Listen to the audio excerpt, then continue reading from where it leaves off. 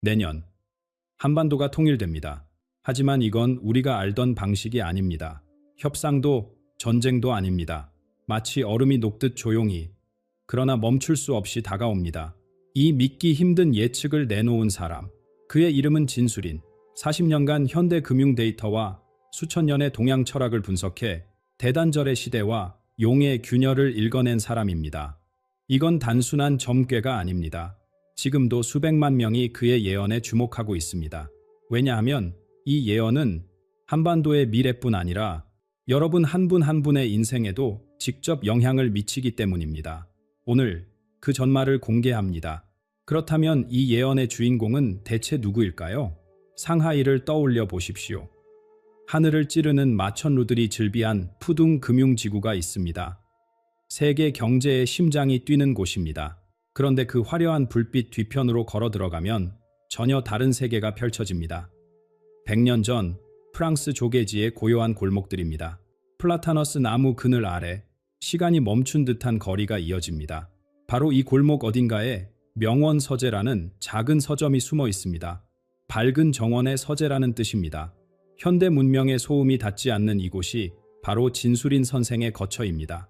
진수린은 우리가 흔히 생각하는 예언자와는 완전히 다릅니다. 그는 구슬하거나 신내림을 받는 무당이 아닙니다. 제사를 지내거나 부적을 그리는 사람도 아닙니다. 그는 스스로를 무격이라 부릅니다. 경계가 없는 자라는 뜻입니다. 물질과 정신, 과거와 미래, 동양과 서양의 경계를 자유롭게 넘나드는 사람입니다. 그의 집안은 한때 중국의 명망 높은 귀족 가문이었습니다. 하지만 문화대 혁명의 광풍이 모든 것을 앗아갔습니다. 재산도, 명예도, 가족도, 어린 진수린에게 남은 것은 폐허가 된 저택뿐이었습니다. 그러던 어느 날 그는 먼지 쌓인 다락방에서 두 권의 책을 발견했습니다. 황제 음부경과 주역 참동계, 둘 다 금서로 지정되어 있던 고대의 경전이었습니다. 이 우연한 발견이 그의 인생을 완전히 뒤바꾸어 놓았습니다. 보통의 도인이라면 깊은 산속으로 들어갔을 것입니다. 속세를 떠나 수행에 전념하는 것이 전통적인 길이니까요. 하지만 진수린의 선택은 달랐습니다.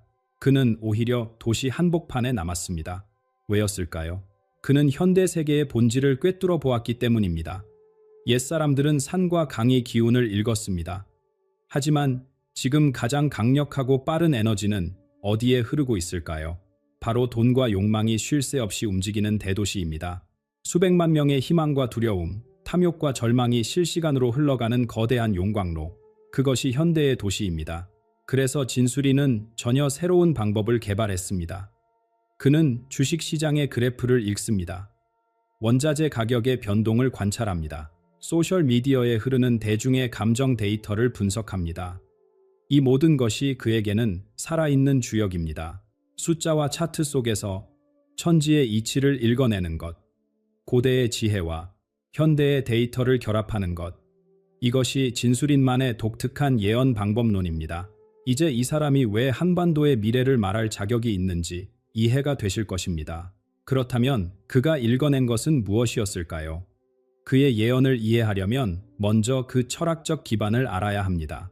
진수린의 예언을 제대로 이해하려면 그 뿌리를 알아야 합니다. 그가 어린 시절 다락방에서 발견한 황제 음부경. 이 고대 경전에는 매우 심오한 구절이 담겨 있습니다. 천지 만물이 서로 도적질한다. 처음 들으면 이상하게 느껴질 수 있습니다. 도적질이라니요? 하지만 이것은 범죄를 말하는 것이 아닙니다. 하늘과 땅, 인간과 자연이 서로의 에너지를 끊임없이 주고받으며 순환한다는 뜻입니다. 해가 땅을 비추면 땅은 그 빛을 흡수합니다. 땅에서 자란 곡식을 인간이 먹습니다. 인간이 죽으면 다시 흙으로 돌아갑니다. 이것이 자연의 순환이고 고대인들은 이를 도적질이라는 강렬한 표현으로 묘사했습니다. 문제는 이 순환이 균형을 잃을 때 발생합니다. 진수린은 현대 문명이 바로 이 도적질의 극한에 도달했다고 진단했습니다. 세 가지 방향에서 동시에 한계점을 향해 치닫고 있다는 것입니다. 첫째, 하늘이 땅을 도적질하는 현상입니다.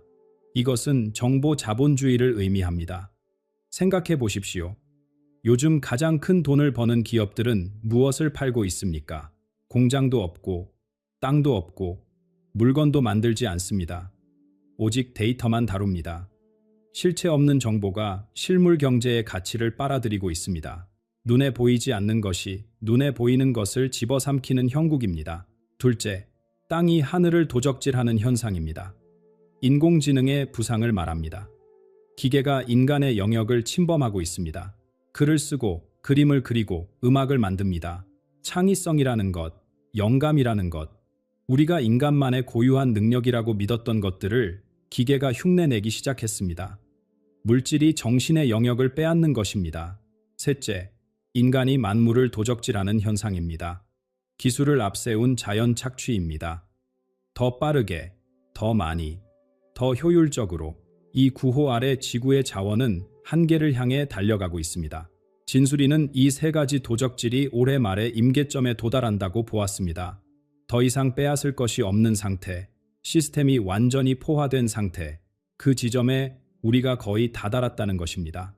그리고 내년 병오년이 옵니다. 붉은 말의 해입니다. 진수리는 이것을 단순한 달력의 한 해로 보지 않았습니다. 그는 이를 불의 마디라고 불렀습니다. 축적된 에너지가 반드시 폭발하거나 완전히 새로운 형태로 변환되어야 하는 시점이라는 뜻입니다. 하지만 가장 심각한 문제는 따로 있습니다. 바로 신뢰의 붕괴입니다. 지금 우리는 정보의 홍수 속에 살고 있습니다. 뉴스는 쏟아지고 의견은 넘쳐납니다. 그런데 역설적이게도 무엇이 진실인지 아무도 모릅니다. 알고리즘은 우리가 보고 싶은 것만 보여주고 가짜 뉴스와 진짜 뉴스의 구분이 불가능해졌습니다. 사람들은 언론을 믿지 않고 정부를 믿지 않고 심지어 이웃도 믿지 않습니다. 신뢰라는 것은 사회를 지탱하는 보이지 않는 자본입니다. 그런데 이 자본이 바닥나고 있습니다. 진수리는 이 신뢰의 고갈이 내년 대격변의 토양을 준비하고 있다고 경고했습니다. 아무도 아무것도 믿지 않는 세상. 그 상태에서 거대한 충격이 가해지면 어떤 일이 벌어질까요? 이제 그가 본 첫 번째 예언을 살펴볼 차례입니다. 세계가 서로를 향해 문을 걸어 잠그는 시대, 대단절의 시대가 다가오고 있습니다. 진수린이 읽어낸 내년의 첫 번째 풍경은 충격적입니다. 우리가 당연하게 여겼던 세계의 연결이 끊어진다는 것입니다. 길은 있으되 아무도 다니지 않고 소리는 있으되 아무도 듣지 않는다. 이것이 그가 본 미래의 모습입니다. 세계화의 종말입니다. 지난 수십 년간 인류는 점점 더 가까워졌습니다. 비행기를 타면 하루 만에 지구 반대편에 갈 수 있었습니다. 인터넷으로 실시간 소통이 가능했습니다. 국경은 낮아지고 문화는 섞이고 우리는 모두 지구촌의 시민이라고 믿었습니다. 그런데 진수리는 이 흐름이 갑자기 역전된다고 말했습니다. 세계가 더 열리는 것이 아니라 문을 걸어 잠근다는 것입니다. 그는 이것을 심로가 끊어지는 시대라고 표현했습니다. 심로란 마음과 마음을 잇는 길입니다.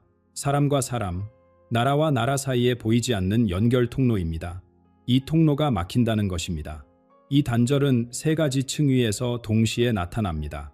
첫째는 물리적 단절입니다. 국경이 닫힙니다.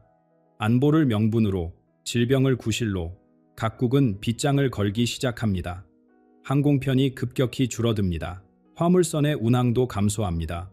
사람과 물자의 이동이 막히면서 세계 경제의 혈관이 막히기 시작합니다. 해외여행은 특권이 되고 수입품은 귀해집니다.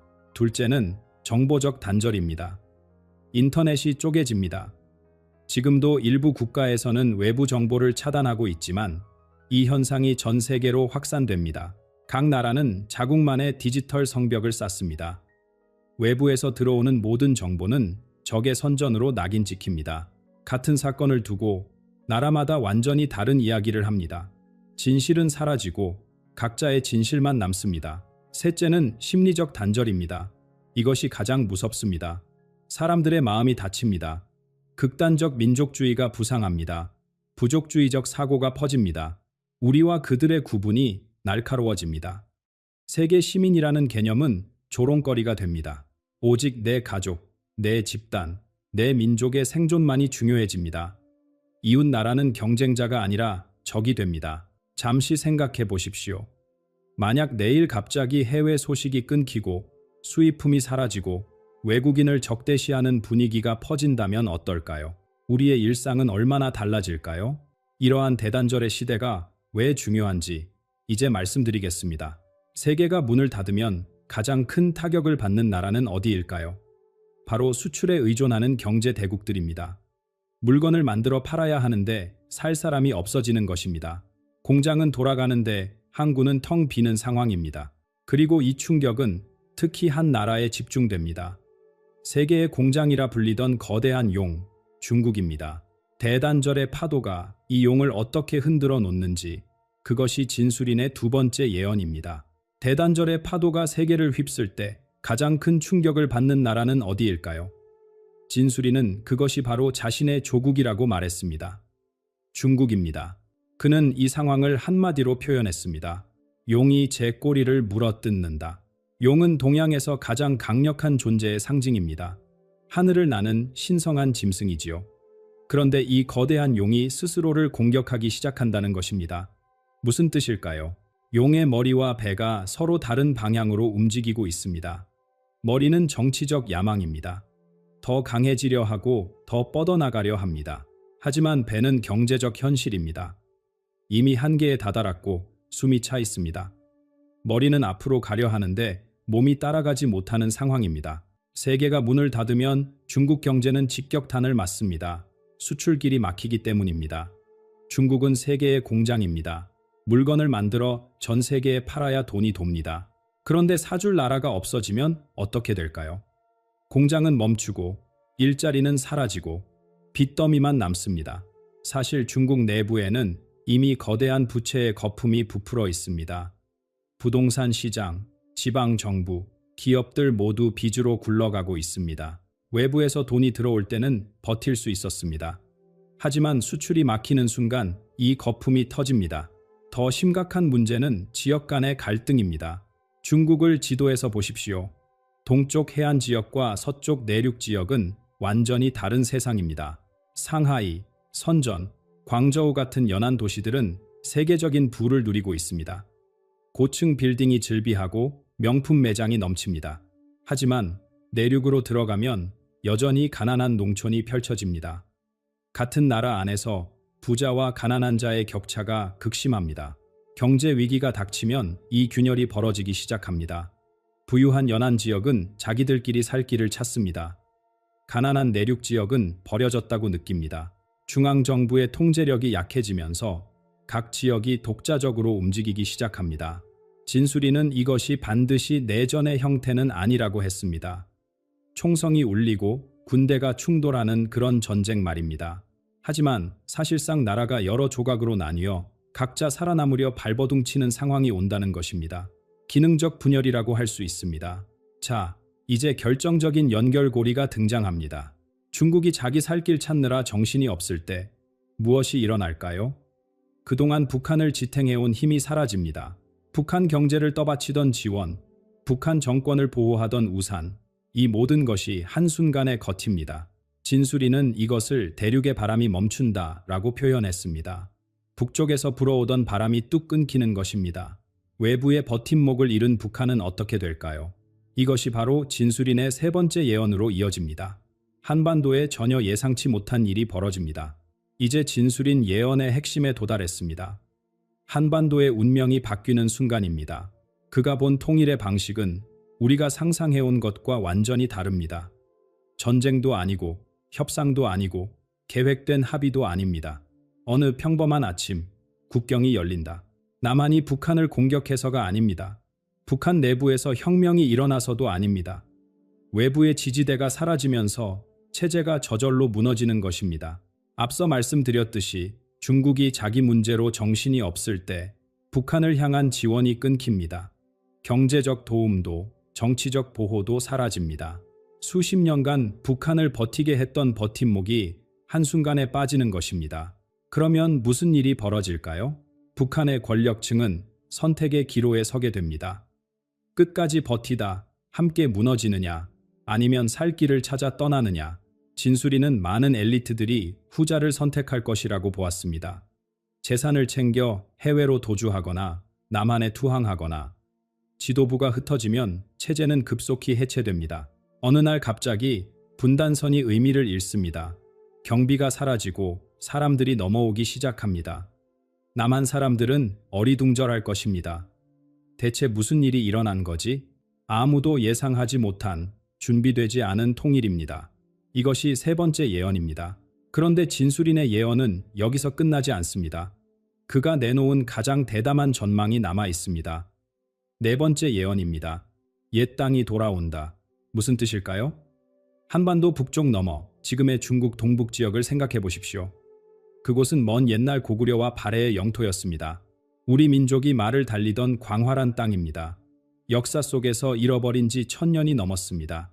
진수리는 중국이 내부 분열로 혼란에 빠질 때 이 지역에 권력의 공백이 생긴다고 보았습니다. 중앙정부의 통제가 약해지면 변방 지역은 스스로 살 길을 찾아야 합니다. 혼란과 불안 속에서 사람들이 원하는 것은 무엇일까요? 안정입니다. 질서입니다. 먹고 살 수 있다는 확신입니다. 바로 그때 통일된 한국이 그 역할을 할 수 있다는 것입니다. 진수리는 이것을 질서의 중력이라고 표현했습니다. 물이 낮은 곳으로 흐르듯 사람들은 안정된 곳으로 향합니다. 이것은 한국이 군사력으로 정복하는 것이 아닙니다. 혼란 속에서 질서를 원하는 주변 지역들이 자발적으로 혹은 경제적 필요에 의해 통일 한국의 체제에 합류한다는 의미입니다. 그는 또 하나의 개념을 덧붙였습니다. 땅의 의지입니다. 땅에도 기운이 있고 기억이 있다는 것입니다. 1000년 전 우리 조상이 밟았던 그 땅의 에너지가 오랜 세월이 지나 다시 그 뿌리를 향해 움직인다는 뜻입니다. 황당하게 들릴 수도 있습니다. 하지만 역사는 종종 예상치 못한 방향으로 흘러왔습니다. 불과 30여 년 전 누가 독일 통일을 예상했습니까? 소련의 붕괴를 예견한 사람이 몇이나 되었습니까? 진수리는 비슷한 규모의 변화가 동아시아에서 일어날 것이라고 보았습니다. 그리고 그 중심에 한반도가 있습니다. 이 모든 것이 단순히 지정학적 변화에 그칠까요? 진수리는 아니라고 말했습니다. 그는 이 격변 뒤에 더 깊은 의미가 있다고 보았습니다. 영적 각성의 시대가 열린다는 것입니다. 지금까지 대단절, 용의 균열, 뜻밖의 통일을 살펴보았습니다. 거대한 지정학적 변화들입니다. 하지만 진수리는 이 모든 것이 단지 무대장치에 불과하다고 말했습니다. 진짜 변화는 눈에 보이지 않는 곳에서 일어난다는 것입니다. 그의 핵심 주장은 이것입니다. 내년의 격변은 인류 의식의 대전환을 위한 계기라는 것입니다. 물질 문명이 무너질 때 사람들은 비로소 내면을 돌아보게 됩니다. 밖에서 답을 찾을 수 없을 때 안에서 찾기 시작합니다. 돈과 권력과 기술이 우리를 구원하지 못한다는 것을 깨달을 때 영혼의 문이 열립니다. 진수리는 이 시기에 영계와 현실 사이의 장막이 얇아진다고 했습니다. 평소에는 느끼지 못했던 것들을 느끼게 되고 보이지 않던 것들이 보이기 시작한다는 뜻입니다. 그는 세 가지 경고의 징조를 제시했습니다. 이 징조들이 나타나면 대변화가 임박했다는 신호입니다. 첫 번째 징조는 하늘의 눈입니다. 전 세계 통신과 위성이 일시에 마비되는 현상입니다. 태양 폭풍이든 대규모 사이버 공격이든 원인은 중요하지 않습니다. 결과가 중요합니다. 금융 시스템이 순식간에 멈춥니다. 은행 거래가 불가능해지고 주식 시장이 정지됩니다. 카드도, 송금도, 온라인 결제도 안 됩니다. 하루아침에 현대 문명의 심장이 멈추는 것입니다. 두 번째 징조는 가장 빠른 새가 멈춘다입니다. 최첨단 기술이 설명할 수 없는 이유로 작동을 멈추는 현상입니다. 초음속 비행기가 추락합니다. 최신 무기 체계가 오작동을 일으킵니다. 과학자들이 아무리 분석해도 원인을 찾지 못합니다. 인간 기술의 한계가 드러나는 순간입니다. 우리가 만능이라고 믿었던 과학이 무력해지는 때입니다. 세 번째 징조는 두 가지 기억을 가진 아이들입니다. 전생을 기억하는 아이들이 태어납니다. 배우지 않은 고대 언어를 말하는 아이들이 나타납니다. 지금도 간혹 이런 사례가 보고되지만 그 수가 급격히 늘어난다는 것입니다. 이것은 영혼과 윤회의 실제를 증명하는 존재들입니다. 물질이 전부가 아니라는 것을, 죽음이 끝이 아니라는 것을 보여주는 살아있는 증거들입니다. 진수리는 마지막으로 한 인물에 대해 언급했습니다. 한국에서 나타날 균형을 잡는 자입니다. 이 사람은 정치인이 아닙니다. 대통령도 아니고 장군도 아닙니다. 영적 지도자 혹은 철학자입니다. 혼돈의 시대에 새로운 진리를 가르치며 사람들을 이끌 존재라고 했습니다. 그렇다면 우리는 어떻게 해야 할까요? 진수리는 4가지 조언을 남겼습니다.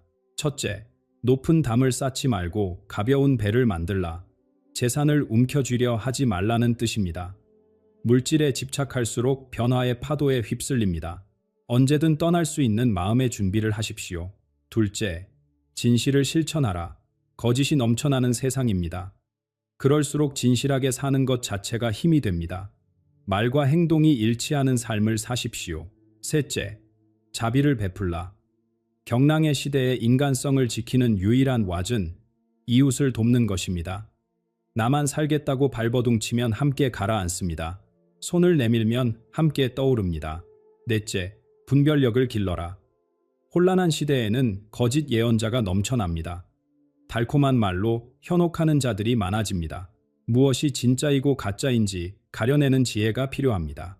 이것이 진수린이 전한 마지막 메시지입니다. 지금까지 중국의 현대 예언자 진수린이 읽어낸 한반도의 미래를 살펴보았습니다. 대단절의 시대, 용의 균열, 뜻밖의 통일, 그리고 영적 각성. 이 모든 것이 정말로 일어날까요? 솔직히 아무도 모릅니다. 예언은 예언일 뿐입니다. 하지만 한 가지는 분명합니다. 변화는 언제나 준비된 자에게 기회가 됩니다. 준비되지 않은 자에게는 재앙이 됩니다. 같은 파도가 어떤 배는 뒤집고 어떤 배는 더 멀리 보냅니다. 차이는 배의 크기가 아니라 선장의 준비에 있습니다. 옛말에 이런 말이 있습니다. 천리길도 한 걸음부터. 거대한 세계의 변화 앞에서 우리가 할 수 있는 것은 오늘의 한 걸음입니다. 마음을 가볍게 하고 진실되게 살고 이웃에게 손을 내밀고 무엇이 진짜인지 분별하는 것. 이것이 어떤 미래가 오더라도 우리를 지켜줄 것입니다. 이 영상을 보신 분들께 한 가지 부탁드립니다. 내년을 어떻게 준비하고 계십니까? 오늘 이야기가 마음에 어떤 울림을 주었습니까? 아래 댓글로 나눠주시면 감사하겠습니다. 한 분의 생각이 또 다른 분께 깨달음이 될 수 있습니다. 함께 나누면 지혜가 됩니다. 이 영상이 도움이 되셨다면 주변의 소중한 분들과 공유해 주십시오.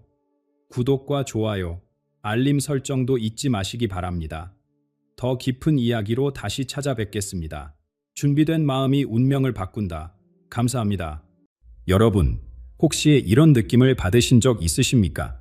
설명할 수 없는 불안함, 무언가 고대한 것이 다가오고 있다는 막연한 예감, 뉴스를 볼 때마다 가슴 한켠이 무거워지는 그 감각. 만약 그렇다면 여러분의 직감이 맞습니다. 지금 이 순간 여러분이 알지 못하는 사이에 대한민국의 운명이 다시 쓰여지고 있습니다. 그리고 놀랍게도 이 사실에 가장 먼저 본 사람은 한국인이 아니었습니다. 몽골 최복단, 어머니 바다라 불리는 화보습을 호서. 그 얼어붙은 숲 한가운데 바깥 기온 영하 40도의 혹한 속에서 한 노파가 떨리는 손으로 양의 뼈에 불에 올렸습니다. 뼈가 파들어가며 갈라지는 소리가 고요한 길 안에 울려 퍼졌습니다. 추의 할머니, 올해 88세, 60년 남게 하늘의 신팽그리의 모소리를 전해온 몽골의 전설적인 사만입니다. 국가적 재난이 닥칠 때마다 몽골 정치인들이 은밀히 찾아갔다는 이 얘기는 이제 공공연한 비밀이 되었습니다. 그런 그녀가 며칠 전 생애 처음으로 한국에 대한 예언을 남겼습니다. 갈라진 뼈 위에 나타난 2개의 선, 하나는 몽골, 하나는 항고. 처음에는 따로 흐르던 2 선이 어느 지점에서 하나로 합쳐졌습니다. 그리고 그 합예점 위로 황금빛 거북이가 부미에서 떠올라 대륙을 향해 천천히 나아가는 환상이 펼쳐졌습니다. 할머니의 눈에서 눈물이 흘렀습니다. 솔롱고세, 무지개의 땅, 드디어 때가 왔구나. 2026년 붉은 말의 해. 불과 몇 주 앞으로 다가온 그 시간부터 대한민국의 전례 없는 변화가 시작됩니다. 처음에는 혼란처럼 보일 것입니다. 많은 이들이 두려워할 것입니다. 하지만 추야 할머니는 단호하게 말합니다. 그것은 끝이 아니라 정화의 시작이며 그 너머에는 한국인 누구도 상상하지 못한 황금 시대가 기다리고 있다고. 한반도의 통일, 대륙과의 연결, 동양과 서양은 있는 새로운 중심으로의 부상. 오늘 영상에서 투야 할머니의 6가지 예언을 하나하나 풀어드리겠습니다. 단, 반드시 끝까지 보셔야 합니다. 마지막 6번째 예언에는 여러분 개인을 위한 결정적인 메시지가 담겨 있습니다. 투야 할머니가 특별히 한국인들에게 경고한 그릇의 법칙. 이것을 모르면 아무리 하늘에서 황금비가 쏟아져도 여러분의 손에는 단 한 방울도 남지 않을 수 있습니다. 준비되셨습니까? 그럼 지금부터 시작하겠습니다. 첫 번째 예언, 호보스굴의 신탁, 황금 거북이의 환상입니다. 그 예언이 태어난 곳으로 여러분을 안내하겠습니다. 몽골 체북단, 러시아 국경에서 불과 수십 킬로미터 떨어진 곳에 거대한 호수가 있습니다. 호보스굴. 몽골 사람들은 이 호수를 거머니 바다라 부릅니다. 겨울이면 호수 전체가 얼어붙고 주간 숲은 눈과 침묵 속에 잠깁니다. 이곳에서 투야 할머니가 60년 넘게 살아왔습니다. 할머니의 게르는 숲 깊은 곳에 자리 잡고 있습니다. 낮에도 햇빛이 희미하게 들어오는 그 천막 안으로 들어서면 가장 먼저 느껴지는 것은 냄새입니다. 야생숲과 향나무가 타는 연기, 오래된 가죽과 양털의 냄새, 그리고 설명하기 어려운 신성한 기운이 공기 중에 떠돕니다. 바깥은 영하 40도를 오르내리지만 주망의 화로 덕분에 게르하는 따스합니다. 벽에는 조상들의 부적이 걸려있고 구석에는 수십 년간 모아온 복물의 뼈들이 천으로 덮여 있습니다. 투야 할머니의 예언 방식은 수천 년 전부터 내려온 것입니다. 깨끗이 손질한 양의 견갑골을 붉은 숯불 위에 올려놓습니다. 뼈가 서서히 달궈지면서 갈라지기 시작합니다. 그 균열의 모양과 반양, 기필의 이고 하늘의 뜻을 해석합니다. 몽골의 유목민들이 탱그리, 즉 하늘 신의 목소리를 듣는 가장 오래된 방법입니다. 어느 겨울밤, 할머니는 평생 한 번도 꾸지 못한 꿈을 꾸었습니다. 꿈속에서 그녀는 동쪽 바다를 바라보고 있었습니다. 한국의 바다, 봉이었습니다. 검푸른 물결 사이로 거대한 형체가 천천히 떠올랐습니다. 거북이였습니다. 그런데 이 거북이의 등껍질이 순금으로 빛나고 있었습니다. 눈이 부실 정도로 찬란한 황금빛이었습니다. 더욱 이상한 것은 하늘이었습니다. 해와 달이 동시에 떠 있었습니다. 낮도 아니고 밤도 아닌 두 빛이 함께 이 황금 거북이를 비추고 있었습니다. 거북이는 느리지만 멈추지 않는 걸음으로 서쪽을 향해 나아봤습니다. 몽골의 초원을 향해 할머니는 식은땀을 흘리며 깨어났습니다. 즉시 의식을 준비했습니다. 떨리는 손으로 양의 뼈를 불에 올렸습니다. 뼈가 타들어가는 소리가 고요한 게르 안에 울려 퍼졌습니다. 연기 사이로 균열이 나타나기 시작했습니다. 두 개의 선이 보였습니다. 하나는 굵고 깊은 선이었습니다. 이것은 몽골의 운명선이었습니다. 다른 하나는 가늘었지만 유난히 빛나는 선이었습니다. 마치 달빛에 머금은 것처럼 이것이 바로 술롱고스, 한국의 운명선이었습니다. 두 선은 처음에는 따로 흘렀습니다. 가짜의 길을 가른 것처럼 보였습니다. 하지만 어느 지점에서 두 선이 만났습니다. 그리고 하나로 합쳐졌습니다. 더 이상 구분할 수 없을 만큼 완전히 하나가 되었습니다. 할머니는 오랫동안 그 균열을 들여다보았습니다. 솔롱고스와 몽골, 한때 같은 피를 나눈 형제였다. 오랜 세월 떨어져 살았지만 그 연결은 끊어진 적이 없었다. 이제 다시 만날 때가 왔다. 이것은 우연이 아니다. 탱그리의 뜻이다. 할머니의 주름진 눈에서 눈물이 흘러내렸습니다. 기쁨의 눈물이었습니다. 황금 거북이가 가져올 축복을 보았기 때문입니다. 하지만 동시에 그 눈물에는 무거운 슬픔도 담겨 있었습니다. 거북이가 도착하기 전 먼저 지나가야 할 폭풍이 있기 때문입니다. 할머니가 입을 열었습니다. 붉은 말이 달려온다. 몇 주 후면 강우년이 시작된다. 그 말에 발굽 아래서 검은 먼지가 피어오를 것이다. 세상 사람들의 눈이 멀어질 것이다. 하지만 기억하여라. 초원에 불이 나야 새풀이 돋는 법이다. 2026년 붉은 말의 해. 그 해에 무슨 일이 일어나는지 지금부터 말씀드리겠습니다. 붉은 말. 동양의 역법에서 말은 빠르고 거침없는 에너지를 상징합니다. 여기에 붉은색, 즉 불의 기운이 더해지면 그 힘은 걷잡을 수 없이 강렬해집니다. 2026년 붉은 말의 해가 바로 그런 시간입니다. 불꽃을 머금은 말이 전속력으로 달려오는 시간. 투야 할머니는 이 해에 대해 무거운 목소리로 말했습니다. 검은 먼지가 온 세상을 뒤덮을 것이다. 사람들의 눈이 멀어질 것이다. 앞에 볼 수 없으니 두려움에 떨게 될 것이다. 검은 먼지란 무엇일까요? 할머님은 이것이 경제적 혼란을 뜻한다고 했습니다. 물가가 오르고 돈의 가치가 흔들리고 서방 세계에서 갈등이 터져 나옵니다. 뉴스는 매일 불안한 소식을 쏟아내고 사람들은 방향을 잃습니다. 무엇을 믿어야 할지, 어디로 가야 할지 알 수 없는 상태. 그것이 바로 눈이 먼 곳과 같습니다. 하지만 여기서 멈추지 마십시오. 투야 할머니는 곧바로 다른 이야기를 들려주었습니다. 몽골 초원에서 수천 년간 전해 내려온 지혜입니다. 보시 사람들은 초원에 불이 나면 세상이 끝난 줄 안다. 하지만 유목민은 바르게 본다. 초원에 불이 번지면 풀이 타고 땅이 검게 변합니다. 겉으로 보기엔 완전한 파괴입니다. 하지만 유목민들은 알고 있습니다. 그 불이 마른 풀과 해충을 태워버린 후 다음 봄에는 더욱 푸르고 풍성한 새싹에 도달한다는 것에 가뭄이 들어 물이 마르면 어떻게 할까요? 유목민은 주저앉아 울지 않습니다. 짐을 싸서 새로운 목초지를 향해 떠납니다. 변화를 재앙으로 보느냐, 기회로 보느냐, 그 차이가 생존과 멸망을 가릅니다. 할머니는 한국의 상황을 독특하게 표현했습니다. 술롱구스가 지금 혹독한 다이어트를 시작했다. 다이어트. 군살을 빼는 과정입니다. 아프고 힘들지만 끝나면 더욱 건강해집니다. 한국 사회에서 거품처럼 부풀어 있던 것들이 있습니다. 실체 없이 부풀어 오른 자산, 화형에 기반한 소비, 본질에 잃어버린 가치관, 이런 것들이 붉은 말의 불꽃 속에서 타버릴 것입니다. 고통스러운 과정입니다. 부정할 수 없습니다. 하지만 이것은 파괴가 아닙니다. 조화입니다. 거짓이 불파 없어지고 진짜만 남습니다. 껍데기가 벗겨지고 알맹이가 드러납니다. 이 과정을 거친 후에야 진정한 성장이 가능해집니다. 투야 할머니가 마지막으로 덧붙인 말이 있습니다. 밤이 가장 깊을 때가 언제인지 아느냐? 새벽 직전이다. 2026년과 2027년 초, 한국은 깊은 어둠 속에 있는 것처럼 느껴질 수 있습니다. 뉴스를 보면 한숨이 나오고 미래가 불투명하게 보일 것입니다. 많은 사람들이 이제 끝이다라고 말할 것입니다. 하지만 그것은 끝이 아닙니다. 새벽 직전의 어둠입니다. 그리고 그 어둠 너머에서 아무도 예상하지 못한 동맹이 손을 내밀어 옵니다. 수천 년 전 같은 뿌리에서 갈라졌던 형제가 다시 만나는 순간이 다가오고 있습니다. 몽고의 반자, 한국인의 등에 새겨진 그 푸른 표식의 비밀이 곧 밝혀집니다. 한국에서 태어난 아기의 등이나 엉덩이에 나타나는 푸른 반점입니다. 시간이 지나면 대부분 사라지지만 그 흔적이 의미하는 바는 사라지지 않습니다. 수천 년 전 같은 땅에서 갈라져 나온 형제의 징표입니다.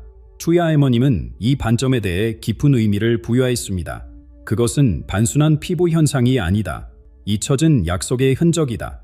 언젠가 다시 만나리라는 조상들의 서명이다. 2027년 그 약속이 깨어나기 시작합니다. 할머니는 두 나라의 관계를 뼈와 살에 비유했습니다. 몽골은 뼈입니다. 광활한 땅 속에 묻힌 풍부한 자원, 흔들리지 않는 안정성. 하지만 뼈만으로는 움직일 수 없습니다. 한국은 새과 피입니다. 세계가 인정하는 기술력, 역동적인 사람들, 쉬지 않고 흐르는 자본. 하지만 살과 피만으로는 형체를 유지할 수 없습니다. 뼈 없는 살은 흐물거리고 살 없는 뼈는 움직이지 못합니다. 둘이 만나야 비로소 하나의 생명체가 됩니다. 할머니의 예언에 따르면 2027년부터 이상한 현상이 나타나기 시작합니다. 한국인과 몽골인이 만났을 때 처음 보는 사이인데도 오래된 친구 같은 느낌을 받게 됩니다. 말이 완벽히 통하지 않아도 마음이 포합니다. 설명할 수 없는 친밀감, 어디선가 본 듯한 익숙함. 이것이 유전자에 새겨진 기억이 깨어나는 것입니다. 이 감정적 연결이 단순한 외교 협정을 넘어서는 신뢰의 기반이 됩니다. 계산기를 두드려서 나온 분명이 아니다. 가슴 깊은 곳에서 우러나오는 형제의 기발한 흉력이 시작됩니다. 할머니는 그 다음에 일어나 일을 선한 침공이라 불렀습니다. 군대가 아닙니다. 탱크도, 총도 없습니다. 대신 기술자들이 갑니다. 공장이 세워집니다. 보로가 놓이고 풍신망에 칼렙니다. 한국의 기억들이 몽골의 초원에 뿌리를 내리기 시작합니다. 몽골의 젊은이들이 새로운 기술을 배우고 일자리를 얻습니다. 몽골은 한국의 두 번째 경제 영토가 됩니다. 이것은 수탈이 아닙니다. 한쪽이 빼앗고 한쪽이 잃는 관계가 아닙니다. 한국은 좁은 땅의 한계를 넘어서고 몽골은 고립의 벽을 허뭅니다. 서로의 부족함을 채워주는 완전한 공생입니다. 여기서 술롱구스라는 이름의 의미를 다시 생각해 보아야 합니다. 몽골어로 술롱구스는 무지개를 뜻합니다. 무지개는 무엇입니까? 하늘과 땅을 잇는 다리입니다. 분리된 것들에 연결하는 빛의 길입니다. 몽골은 오랫동안 두 거대한 그림자 사이에 끼어 있었습니다. 북쪽의 곰, 남쪽의 영 바다도 없이 대륙 한가운데 갇혀서 숨쉬기조차 버거웠습니다. 세계와 자유롭게 교류할 통로가 없었습니다. 한국이 그 다리가 됩니다. 무지개의 땅이라는 이름에 담긴 예언이 마침내 실현됩니다. 술롱구슬을 통해 몽골은 처음으로 두 그림자의 압박에서 벗어나 세계와 직접 손을 맞잡게 됩니다. 고립된 섬 같았던 초원의 나라가 드디어 숨통을 틔웁니다. 하지만 이 동맹의 진정한 의미는 경제를 넘어섭니다. 이것은 더 큰 변화의 준비 단계입니다. 한반도에 아직 풀리지 않은 매듭이 있습니다. 수십 년간 얼어붙어 있던 북쪽 땅의 그 얼음이 녹기 시작하려면 특별한 촉매가 필요합니다. 몽골이 바로 그 열쇠를 쥐고 있습니다. 열쇠는 준비되었습니다. 이제 그 열쇠가 어떤 문을 여는지 말씀드릴 차례입니다. 투야 할머니의 예언 중 가장 조심스럽고 동시에 가장 희망찬 부분입니다. 할머니는 2029년에 대해 이렇게 말했습니다. 별 하나가 소리 없이 떨어질 것이다. 구체적인 이름을 말하지 않았습니다. 하지만 문맥은 분명했습니다. 북쪽 땅의 별아입니다. 중요한 것은 소리 없이라는 표현입니다. 폭발도, 총성도, 피바다도 없습니다. 오랜 세월 쌓인 피로가 결국 스스로를 무너뜨립니다. 전통적으로 손을 잡아주던 세력들도 더 이상 돌아보지 않습니다. 지쳐버린 체제는 외부의 공격이 아니라 내부의 고갈로 인해 조용히 막을 내립니다. 마치 오래된 나무가 벼락에 쓰러지는 것이 아니라 뿌리부터 서서히 말라바다 어느 날 바람에 넘어지듯이. 하지만 여기서 중대한 문제가 생깁니다. 수십 년간 남쪽은 적으로 교육받아 왔습니다. 갑자기 남쪽 사람들이 들어오면 어떻게 될까요? 두려움과 경계, 혼란이 뒤따를 것입니다. 아무리 좋은 의도라 해도 오랜 세월 주입된 공포는 하루아침에 사라지지 않습니다. 투야 할머니는 이 문제의 해답을 보았습니다. 몽골 깃발의 단차들이 먼저 들어간다. 몽골은 북쪽 사람들에게 위협적인 존재가 아닙니다. 같은 사회주의 형제국이라는 인식이 남아 있습니다. 적이 아닌 친척, 침략자가 아닌 이웃입니다. 몽골 사람들이 먼저 식량과 물자를 싣고 들어가면 얼어붙은 마음이 조금씩 풀리기 시작합니다. 이것이 할머니가 말한 완충제 역할입니다. 충돌 직전의 충격을 흡수하는 보호막. 몽골이 남과 북 사이에 서서 양쪽의 두려움을 부드럽게 녹여냅니다. 2031년과 2032년 경계선에서 이상한 일이 벌어집니다. 철조망이 걷히기 시작합니다. 하지만 군인들이 철거하는 것이 아닙니다. 그냥 자연스럽게 사라집니다. 봄이 오면 얼음이 저절로 녹듯이 더 이상 필요 없어진 것들이 스스로 화물어집니다. 정치적 선언보다 경제적 흐름이 먼저 움직입니다. 남쪽의 돈이 북쪽 시장에서 돌기 시작합니다. 몽골에서 온 물자들이 북쪽 곳곳에 퍼집니다. 사람들이 오가고 소식이 전해지고 물건이 교환됩니다. 어느 날 문득 돌아보면 이미 하나가 되어 있습니다. 포미의 선언은 이미 일어난 일을 확인하는 절차에 불과합니다. 투야 할머님은 한반도의 분달에 이렇게 표현했습니다. 허리가 잘린 채 살아온 몸이다. 척추가 끊어진 몸을 상상해 보십시오. 이와 아래가 연결되지 않습니다. 에너지가 흐르지 못합니다. 두 부분 모두 온전하지 못한 채 불완전하게 존재합니다.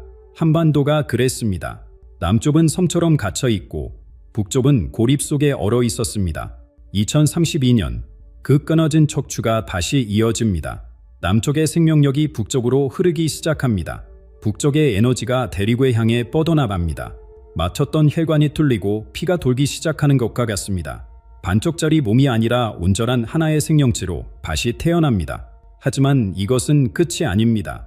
시작입니다. 척추가 연결된 몸은 이제 걸을 수 있습니다. 그리고 그 발걸음은 대륙에 향합니다. 부산에서 출발한 길이 표엠을 지나 울란바토르를 거쳐 어디까지 이어지는지 다음 이야기에서 말씀드리겠습니다.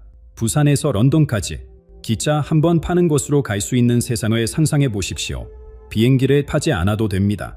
배를 갈아타지 않아도 됩니다. 그냥 기차에 올라 창밖 풍경이 바뀌는 것을 보며 대륙을 횡단합니다. 꿈 같은 이야기입니까? 투야 할머니는 그것이 현실이 되는 해를 보았습니다. 2033년 검은 수해의 해. 손은 느립니다. 하지만 꾸준하고 힘이 셉니다. 화려하게 발리지 않지만 한 번 시작하면 끝까지 밀고 나갑니다. 이 해는 오랜 노력이 마침내 결실을 맺는 시간입니다. 할머니는 이것을 새뱀이 깨어난다고 표현했습니다. 새로 만든 뱀 대륙을 가로지르는 철도입니다. 부산에서 출발하여 서울에 지나고 평양을 통과하고 중국 대륙에 거쳐 몽골의 울란바토르에 닿습니다. 거기서 멈추지 않습니다. 시베리아를 간토하여 유럽까지 뻗어나갑니다. 동양과 서양을 하나로 잇는 철의 길. 수십 년간 꿈으로만 존재하던 이 길이 마침내 완성됩니다. 이 순간 한반도에 근본적인 변화가 일어납니다. 단순히 철도가 개통되는 것 이상의 변화입니다.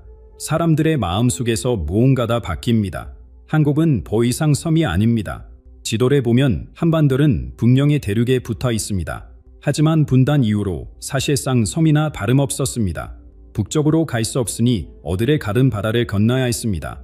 이 고립감은 경제뿐 아니라 마음에도 영향을 미쳤습니다. 좁은 땅에 갇혀 있다는 답답함, 항상 무언가에 쫓기는 듯한 불안함, 조급하게 달려야 한다는 강박. 대륙과 연결되면 이 모든 것이 달라집니다. 기차를 타고 유럽까지 갈 수 있다는 사실 하나만으로 세계관이 확장됩니다. 막다른 골목에 서 있던 사람이 갑자기 탁 트인 평원에 나선 것 같았습니다. 섬을 깊이 들이쉴 수 있습니다. 여유가 생깁니다. 섬나라의 불안 대신 대륙국가의 자신감이 자라납니다. 잠시 상상해 보십시오. 서울역에서 기차를 타고 평양을 지나 몽골 초원을 거쳐 유럽까지 가는 여정을, 창밖으로 끝없이 펼쳐지는 대륙의 풍경에, 그 길이 열리는 날, 여러분은 어디로 가고 싶습니까? 경제적 변화는 더욱 극적입니다. 몽골 땅속에 잠들어 있던 자원들이 깨어납니다. 북쪽에 묻혀있던 관물들이 빛을 봅니다. 여기에 세계에서 가장 효율적인 물류망이 보여집니다. 동양의 상품이 서양으로, 서양의 자본이 동양으로 쉬지 않고 흐릅니다. 그 모든 흐름의 중심에 한반도가 있습니다. 전 세계 투자자들의 눈이 이곳에 향합니다. 한국은 더 이상 동북아의 작은 나라가 아닙니다. 대륙과 해양을 잇는 핵심 거점, 물류와 금융의 중심축이 됩니다. 세계 경제의 무게중심이 서쪽에서 동쪽으로, 그리고 그 동쪽의 중심인 한반도로 기울어집니다. 투야 할머님은 2034년 이후의 변화도 언급했습니다. 잠자던 옛 영혼이 깨어날 것이다. 고구려, 만조 발판을 호렴하던 기상, 대륙을 향해 거침없이 뻗어나가던 기대, 1000년 넘게 좁은 반도 안에서 웅크리고 있던 그 정신이 다시 고개를 듭니다. 유목민의 대담함과 한국인의 섬세함이 만나 새로운 정체성이 태어납니다. 문화의 흐름도 바뀝니다. 더 이상 받아들이기만 하는 것이 아니라 세상을 향해 내보내기 시작합니다. 음악, 영상, 이야기, 기술. 한반도에서 시작된 물결이 철의 길을 따라 대륙 전체로 퍼져나갑니다. 새로운 문화 르네상스의 시작입니다. 하지만 이 모든 풍요가 자동으로 찾아오는 것은 아닙니다. 국가의 운명이 바뀌어도 준비되지 않은 사람에게는 아무것도 돌아가지 않습니다. 투야 할머니가 마지막으로 남긴 가장 중요한 메시지가 있습니다. 황금비가 쏟아질 때 그것을 담을 그릇을 어떻게 준비해야 하는지에 대한 이야기입니다. 하늘에서 황금비가 쏟아집니다. 하지만 모든 사람이 그것을 받는 것은 아닙니다. 투야 할머님은 이 점을 매우 강조했습니다. 국가의 운명이 바뀌어도 개인의 운명이 자동으로 따라가지는 않습니다. 하늘이 아무리 좋은 것을 내려도 그릇이 깨져 있으면 담을 수 없다.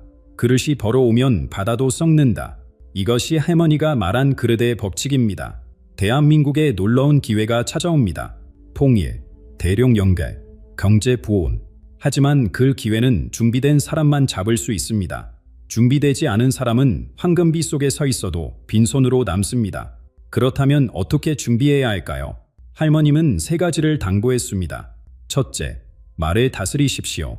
요즘 얼마나 많은 부정적인 말들이 떠돌고 있습니까? 나라가 망한다. 희망이 없다. 다 끝났다. 이런 말들이 입에서 입으로 전해지고 화면에서 화면으로 퍼져나갑니다. 할머니는 경고합니다.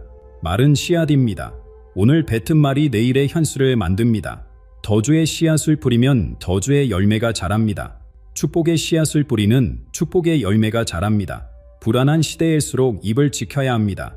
두려움을 말하지 말고 희망을 말하십시오. 둘째, 손을 열어두십시오. 다가오는 번영은 혼자 쌓아서 오는 것이 아닙니다. 협력에서 옵니다. 나눔에서 옵니다. 움켜쥐면 손 안에 있는 것마저 빠져나갑니다. 열어두면 더 큰 것이 들어옵니다. 할머니는 초원의 법칙을 말했습니다.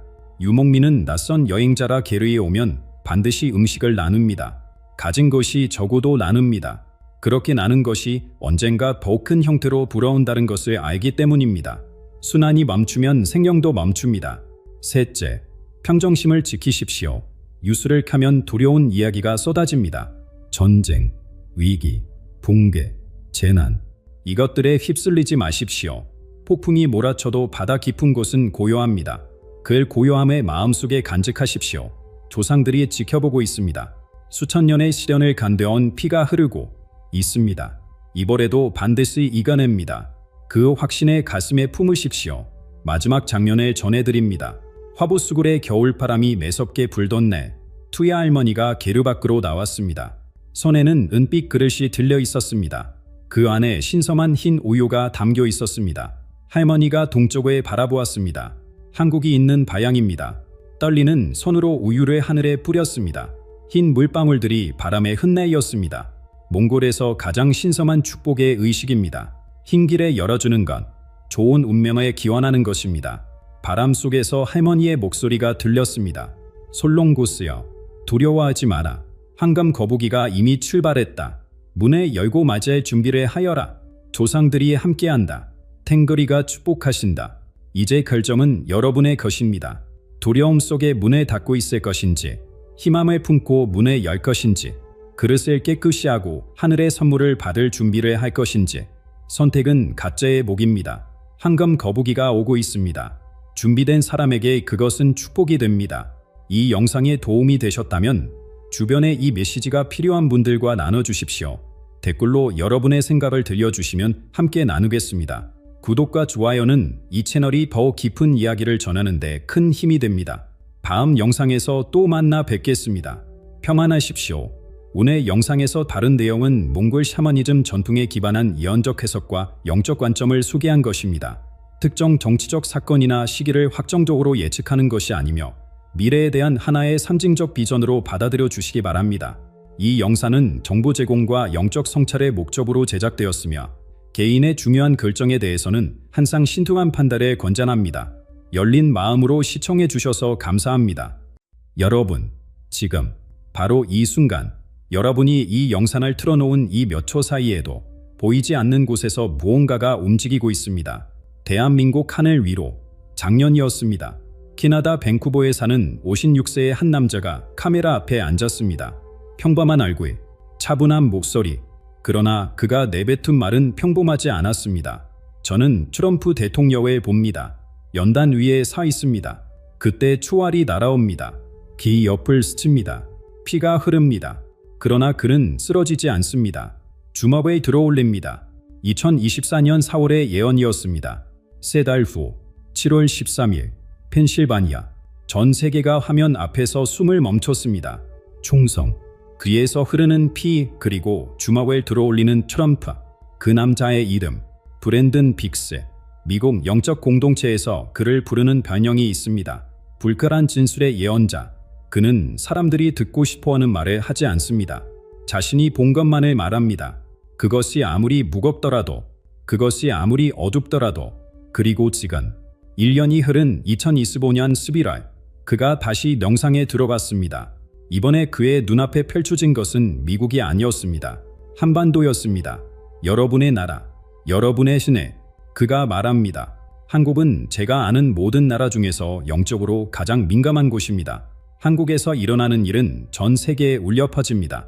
그래서 제가 이번에 본 것이 더욱 무겁습니다. 그는 멈췄습니다. 잠시 침묵했습니다. 그리고 말했습니다. 저는 더 이상 맑은 하늘만을 보지 못합니다. 푸른 기둥의 땅에서 하늘로 치솟습니다. 한 번이 아닙니다. 반복해서, 계속해서, 그리고 북쪽에서 검은 구름이 밀려옵니다. 천천히, 그러나 멈추지 않고. 2026년 대한민국의 운명이 갈리는 해. 이것이 단순한 예언일까요? 아니면 우리가 준비해야 할 경고일까요? 오늘 이 자리에서 여러분과 함께 그 의미를 풀어가겠습니다. 끝까지 자리를 지켜주십시오. 여러분의 2026년이 달라질 수 있습니다. 그렇다면 브랜든 빅스는 어떤 사람일까요? 왜 그의 말에 귀를 기울여야 할까요? 빅스는 캐나다 밴쿠버에서 평범하게 살아가는 56세의 남성입니다. 화려한 무대 위의 설교자가 아닙니다. 수백만 신도를 거느린 대형 교회의 목사도 아닙니다. 그는 조용히 기도하고 명상하고 자신에게 보여진 것을 담담하게 전할 뿐입니다. 그런데 미국 영적 공동체에서 그를 부르는 이름이 있습니다. 정직한 예언자. 이 별명에는 깊은 의미가 담겨 있습니다. 많은 예언자들이 사람들이 듣고 싶어하는 말을 합니다. 희망찬 미래, 축복의 약속, 승리의 선언. 물론 그런 메시지도 필요합니다. 그러나 빅스는 다릅니다. 그는 자신이 본 것에 있는 그대로 절합니다. 그것이 아름다운 비전이든 불편한 경고든 상관없이 트럼프 전 대통령에 대한 예언이 그랬습니다. 그는 암살 시도를 예언하면서도 그가 살아남을 것이라고 말했습니다. 좋은 소식과 나쁜 소식을 함께 절한 것입니다. 사람들을 안심시키려고 나쁜 부분을 숨기지 않았습니다. 그것이 빅스의 방식입니다. 그리고 이 예언자가 오랫동안 특별하게 주시해온 나라가 있습니다. 바로 대한민국입니다. 빅스는 여러 차례 이렇게 말해왔습니다. 한국은 제가 아는 모든 나라 중에서 영적으로 가장 민감한 땅입니다. 이것은 단순한 칭찬이 아닙니다. 그의 관점에서 한국은 일종의 영적 지진계와 같습니다. 이 땅에서 일어나는 변화는 고요히 머물지 않습니다. 파문처럼 퍼져나가 아시아로 태평양을 건너 결국 전 세계에 영향을 미칩니다. 그래서 그가 한국에 대해 말할 때 그것은 한국만의 이야기가 아닙니다. 세계의 이야기입니다. 이제 한 가지 중요한 사실을 짚어야 합니다. 빅스만이 한국의 미래를 본 것은 아닙니다. 다른 유명한 예언자들도 한국에 대해 말해왔습니다. 그중 한 명의 신디 제이콥스입니다. 그녀는 세계적으로 존경받는 예언자로 수십 년간 각국의 영적 미래를 선포해왔습니다. 그녀가 본 한국의 미래는 밝았습니다. 두음, 각성, 영적 르네상스. 많은 사람들이 그 메시지에 위로받았습니다. 그런데 올해 11월 빅스가 새로운 비전을 공개했습니다. 그의 목소리에는 이전과 다른 무게가 실려 있었습니다. 저는 여전히 한국의 영적 잠재력을 봅니다. 그러나 이번에는 그것만 보이지 않습니다. 빛과 함께 그림자라 보이기 시작한 것입니다. 신대 제이콥스의 비전이 완성된 그림이라면 빅스의 비전은 그 그림에 이르는 험난한 여정을 보여줍니다. 목적지는 같을 수 있습니다. 그러나 가는 길이 순탄하지 않다는 것. 이것이 빅스가 지금 우리에게 전하려는 핵심입니다. 그렇다면 그가 구체적으로 무엇을 보았을까요? 처음부터 어두운 것은 아니었습니다. 사실 작년까지만 해도 빅스가 본 한국의 하늘은 맑았습니다. 빛이 가득했습니다. 희망이 넘쳤습니다. 그런데 어느 순간 무언가가 바뀌기 시작했습니다. 작년 빅스가 한국을 위해 기도하며 영상에 들어갔을 때 그의 눈앞에 펼쳐진 광경은 아름다웠습니다. 열린 한 해, 아침 햇살이 한반도 위로 쏟아지고 있었습니다. 그 빛 아래에서 사람들이 깨어나고 있었습니다. 영적인 각성, 오래된 상처들이 치유되고 새로운 믿음이 싹트는 장면, 정치적으로도 개혁의 바람이 불고 사회 곳곳에서 변화의 기운이 감지되었습니다. 빅스는 그 비전을 보며 확신했습니다. 한국에 좋은 일이 일어나고 있다. 그리고 그는 혼자가 아니었습니다. 신대 제이콥스를 비롯한 여러 영적 지도자들도 비슷한 메시지를 전하고 있었습니다. 한국의 도운, 알사를 이끄는 영적 등부에 세계를 향한 축복의 통로, 예언자들 사이에서 한국의 미래는 확정된 것처럼 보였습니다. 밝고 희망차고 의심의 여지가 없는 빅스도 그 대열에 함께 서 있었습니다. 그런데 올해 초 무언가가 달라지기 시작했습니다. 처음에는 거의 느끼지 못할 정도였습니다. 빅스가 다시 명상에 들어봤을 때 여전히 그 빛은 존재했습니다. 여전히 한국 위로 밝은 기운이 흐르고 있었습니다. 그러나 한 해 한쪽 구석에서 작은 점 하나가 보이기 시작했습니다. 처음에는 먼지처럼 사소했습니다. 무시해도 될 것 같았습니다. 그러나 시간이 지나면서 그 점은 커졌습니다. 번지기 시작했습니다. 마치 맑은 하늘에 폭풍 구름이 서서히 형성되는 것처럼 빅스는 불안해졌습니다. 이것이 무엇인가? 그는 더 깊이 들어봤습니다. 더 오래 기도했습니다. 그리고 마침내 그 어둠의 정체가 드러났습니다. 그것은 한국 내부에서 오는 것이 아니었습니다. 북쪽에서 흘러내리고 있었습니다. 휴전선 넘어 평양, 그 땅에서 검은 기운이 피어올라 남쪽을 향해 천천히 그러나 쉬지 않고 밀려오고 있었습니다. 빅스는 깨달았습니다. 한국의 미래는 더 이상 단순하지 않다는 것에 그가 본 새로운 비전은 이랬습니다. 남쪽에는 여전히 빛이 있었습니다. 보라색 베일처럼 부드러운 보호막이 대한민국을 감싸고 있었습니다. 영적 성장은 계속되고 있었습니다. 사람들의 믿음은 깊어지고 있었습니다. 그러나 동시에 북쪽의 하늘은 점점 어두워지고 있었습니다. 그 어둠은 정적이지 않았습니다. 살아 움직이듯 요동쳤습니다. 팽창했다 수축했다를 반복하며 예측할 수 없는 에너지를 뿜어내고 있었습니다. 두 개의 힘, 두 개의 반야, 하나의 반도 위에서 충돌을 향해 나아가고 있었습니다. 빅스는 이것을 이렇게 표현했습니다. 한국의 미래는 더 이상 하나의 직선이 아닙니다. 두 개의 힘이 싸우고 있습니다. 어느 쪽이 이기느냐에 따라 완전히 다른 결과가 펼쳐질 것입니다. 희망과 위기가 공존하는 시대, 빛과 어둠이 같은 하늘 아래 맞서는 시대, 이것이 지금 우리가 살고 있는 시간입니다. 그렇다면 북쪽에서 밀려오는 그 검은 구름은 정확히 무엇을 의미할까요? 빅스가 본 어둠의 실체는 무엇이었을까요? 북쪽에서 밀려오는 검은 구름, 빅스가 본 이 이미지는 단순한 내시가 아닙니다. 그것은 상징입니다. 휴전선 너머에서 일어나고 있는 일들의 영적 표현입니다. 빅스는 그 구름의 성질에 이렇게 설명했습니다. 북쪽의 하늘은 고요하지 않았습니다. 끊임없이 움직이고 있었습니다. 팽창했다가 수축하고 어두워졌다가 더 어두워지고 마치 무언가가 그 안에서 요동치는 것처럼 이 불안정한 움직임이 의미하는 바는 명확합니다. 평양 내부의 혼란, 김정은 체제의 예측 불가능성, 권력 구조의 균열 가능성, 혹은 지도자 자신의 건강 문제, 빅스는 구체적인 사건을 지목하지 않았습니다. 그러나 그가 강조한 것은 이것입니다. 북한의 상황이 정적이지 않다는 것, 언제든 급변할 수 있는 상태라는 것, 그리고 그 급변이 반드시 좋은 방향일 거라는 보장이 없다는가. 여기서 다른 예언자의 비전과 비교해 볼 필요가 있습니다. 토마스 그레이라는 예언자가 있습니다. 그 역시 한반도의 미래를 보았습니다. 그레이의 비전은 이랬습니다. 내년 2월경 북한에서 도발이 있을 것이다. 긴장이 고조될 것이다. 그러나 그 후에 대화가 이어질 것이다. 위기는 협상으로 전환되고 결국 평화의 실마리가 잡힐 것이다.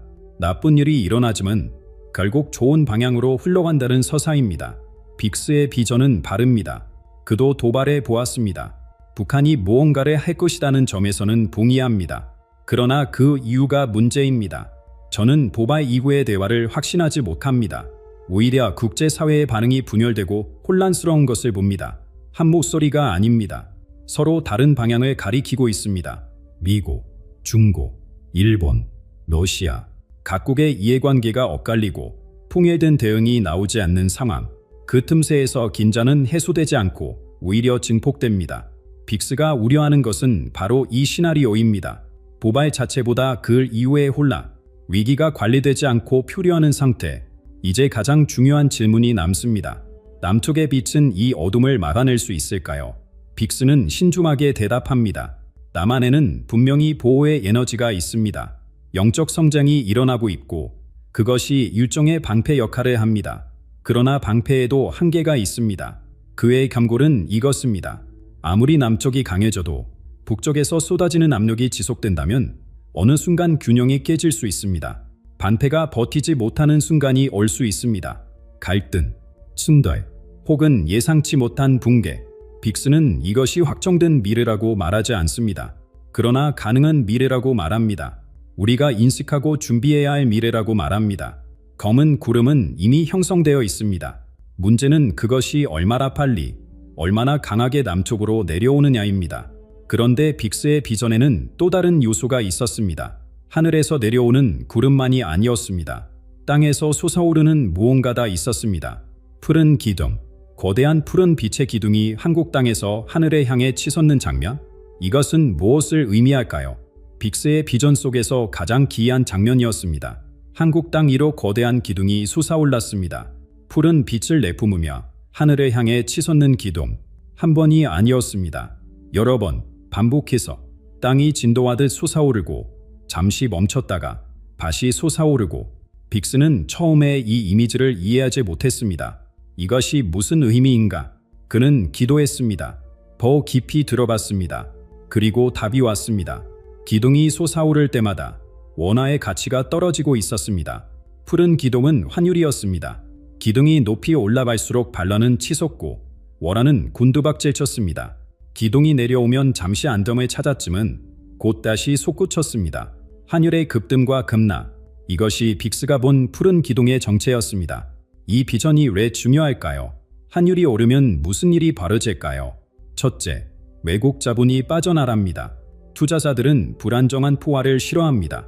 원화 가치가 흔들리기 시작하면 해외 투자금은 썰물처럼 빠져나갑니다. 들어올 때는 천천히 들어오지만 나갈 때는 한꺼번에 나갑니다. 이 급격한 자금 이동은 경제 전체를 뒤흔듭니다. 둘째, 산업 경쟁력이 무너집니다. 한국은 수출 강국이지만 동시에 원자재 수입국입니다. 석유, 가스, 광물, 부품, 이 모든 것을 달러로 사옵니다. 환율이 오르면 수입 비용이 치솟습니다. 기업들은 더 많은 돈을 내고 원자재를 사야 합니다. 이익은 줄고 가격은 오르고 경쟁력은 약해집니다. 셋째, 사람들의 마음이 흔들립니다. 이것이 어쩌면 가장 무서운 결과입니다. 환율 뉴스가 나올 때마다 사람들은 불안해합니다. 내 저축은 괜찮을까? 물가가 또 오르는 건 아닐까? 우리 경제가 무너지는 건 아닐까? 경제적 불안은 심리적 불안으로 번집니다. 심리적 불안은 사회 전체의 에너지를 갉아먹습니다. 희망보다 두려움이 커지고 믿음보다 의심이 자라납니다. 빅스가 진정으로 우려하는 것은 바로 이 연쇄 반응입니다. 그런데 더 심각한 문제가 있습니다. 빅스에 따르면 이 푸른 기둥은 내년에 최소 10번 이상 솟아오릅니다. 10번, 거의 매달 한 번씩. 이것이 의미하는 바를 생각해 보십시오. 한 달 안정되었다 싶으면 다시 요동칩니다. 숨을 돌릴 틈이 없습니다. 경제가 균형을 잡으려 할 때마다 새로운 충격이 옵니다. 빅스는 이것을 이렇게 표현했습니다. 파도가 거친 바다 위의 배와 같습니다. 한 파도를 넘으면 다음 파도가 옵니다. 쉴 틈이 없습니다. 배는 계속 흔들립니다. 승객들은 지쳐합니다. 내년 한 해 동안 한국 경제는 이 파도 위에서 버텨야 합니다. 문제는 파도만이 아닙니다. 북쪽의 검은 구름이 동시에 압박해 옵니다. 경제적 불안과 지정학적 위기가 함께 밀려오는 것입니다. 그렇다면 내년은 구체적으로 어떻게 전개될까요? 빅스가 본 1년의 흐름은 어떤 모습이었을까요? 내년 2026년 빅스의 비전에서 이 해는 하나의 이야기가 아니었습니다. 세 개의 장으로 나뉜 드라마였습니다. 시작은 나쁘지 않습니다. 내년 초 한국의 하늘에는 여전히 빛이 남아 있습니다. 신디 제이콥스가 보았던 그 희망의 잔영이 아직 사라지지 않았습니다. 외교적으로 긍정적인 신호가 나올 수 있습니다. 경제 지표 중 일부가 호전될 수도 있습니다. 사람들 사이에서 우리는 괜찮을 것 같다는 기대가 피어오를 수 있습니다. 빅스도 이 시기의 빛을 보았습니다. 그러나 그는 덧붙였습니다. 그 빛을 너무 믿지 마십시오. 그것은 세력이 아닙니다. 해가 지기 전 마지막 노을입니다. 희망이 있대. 그것이 끝이 아니라는 경고. 좋은 시작이 좋은 결말을 보장하지 않는다는 메시지. 그리고 중반이 옵니다. 내년 중반, 빅스가 본 광경은 달랐습니다. 한국 위를 비치던 조명이 깜빡거리기 시작했습니다. 마치 정전이 일어나기 직전처럼 밝았다 어두워졌다를 반복하며 점점 어두운 시간이 길어졌습니다. 이 시기에 두 가지의 힘이 동시에 최고조에 달합니다. 하늘에서는 검은 구름이 가장 낮게 내려옵니다. 북한발 위기가 정점을 향해 치닫습니다. 도발인지, 내부 혼란인지, 혹은 예상치 못한 사건인지 구체적인 형태는 아직 불분명합니다. 그러나 압박의 강도는 한 해 중 가장 강합니다. 땅에서는 푸른 기둥이 가장 자주 솟아오릅니다. 환율 변동이 극심해집니다. 경제적 불확실성이 일상이 됩니다. 뉴스마다 우려의 목소리가 흘러나옵니다. 위에서 누르고 아래에서 흔드는 상황. 이것이 내년 중반 한국이 마주할 풍경입니다. 여기서 빅스가 가장 우려하는 현상이 나타납니다. 경제와 영혼의 연결입니다. 환율이 요동칠 때마다 사람들의 마음도 요동칩니다. 물가가 오를 때마다 불안이 커집니다. 뉴스가 어두울 때마다 희망이 줄어듭니다. 이 두려움은 단순한 감정이 아닙니다. 빅스의 관점에서 두려움은 영적 에너지를 갉아먹습니다. 한 나라의 영적 힘은 그 국민의 마음에서 나옵니다. 믿음, 희망, 연대, 용기, 이런 것들이 모여 보이지 않는 방패를 형성합니다. 그런데 경제적 공포가 퍼지면 어떻게 될까요? 사람들은 미래를 믿지 못하게 됩니다. 이웃보다 자신을 먼저 걱정하게 됩니다. 함께보다 가짜 새끼를 찾게 됩니다. 영적 방패가 약해집니다. 그리고 방패가 약해지는 순간 북쪽의 구름은 더 깊이 침투합니다. 이것이 빅스가 말하는 악순환입니다. 경제 불안이 두려움을 낳고 두려움이 영적 힘을 약화시키고 약화된 영적 힘이 외부 위협에 더 취약하게 만들고 취약해진 상태가 다시 경제 불안을 키웁니다. 바퀴처럼 돌고 도는 하강의 고리. 내년 중반 이 고리가 가장 빠르게 회전합니다. 그렇다면 희망은 없는 것일까요? 이 어두운 그림이 확정된 미래일까요?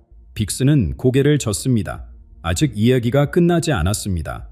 빅스는 고개를 젓습니다. 제가 본 것은 확정된 미래가 아닙니다. 이 말을 이해하는 것이 중요합니다. 많은 사람들이 예언을 운명처럼 받아들입니다.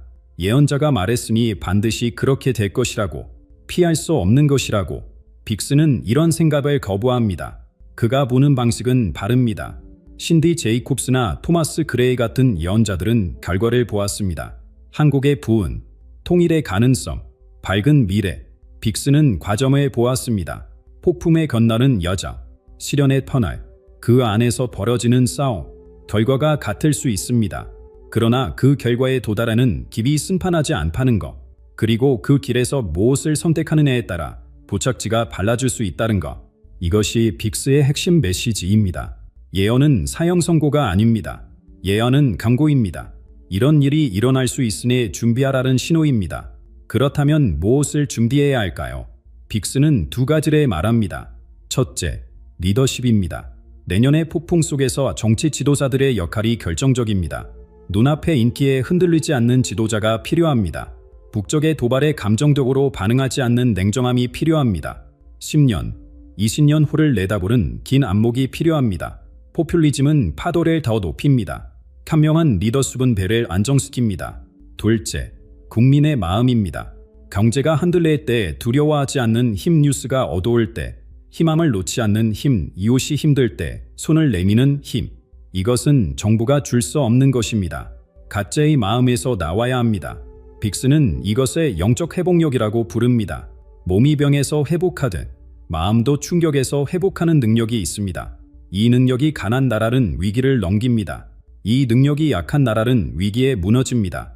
내년 한국의 영적 회복력이 시험대에 오릅니다. 그리고 2027년 빅스에 따르면 내후년이 되면 변동성은 줄어듭니다. 푸른 기둥은 바에 자주 솟아오릅니다. 검은 구름은 조금 물러납니다. 폭풍이 지나간 후에 고요가 찾아옵니다. 그러나 그때 남는 것이 무엇이냐? 이것은 내년에 어떤 선택을 하느냐에 달려 있습니다. 상처만 남을 수도 있습니다. 경제적 피해, 사회적 분열, 지친 마음들, 아니면 성장이 남을 수도 있습니다. 더 강해진 연대, 더 깊어진 믿음, 더 성숙해진 나라. 같은 폭풍입니다. 그러나 결과는 완전히 다를 수 있습니다. 빅스의 마지막 말입니다. 한국은 지금 두 갈래 길 앞에 서 있습니다. 구름과 기둥에 짓눌려 쓰러질 수도 있고 그것들에 딛고 올라설 수도 있습니다. 어느 길에 가느냐는 한국인들의 선택입니다. 예언자의 선택이 아닙니다. 하늘은 가능성을 보여줄 뿐입니다. 길에 걷는 것은 사람의 몫입니다. 내년이 다가오고 있습니다. 선택의 시간이 가까워지고 있습니다.